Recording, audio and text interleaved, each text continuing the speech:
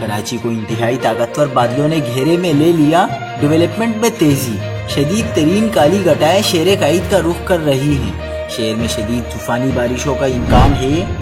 تازہ ترین ویڈیوز کے لیے چینل کو سبسکرائب کر کے بیل آئیکن اور آل نوٹیفیکیشن پر کلک کریں۔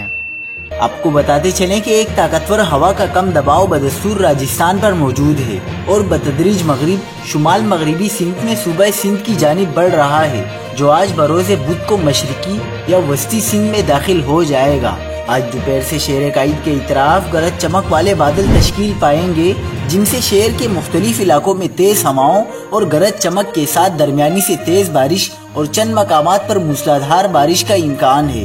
اس دوران شہر کے قریب یا عین اوپر شدید گرج چمک والے بادل بھی تشکیل پا سکتے ہیں، جن سے شدید گرج چمک یا آسمانی بجلی گر سکتی ہے۔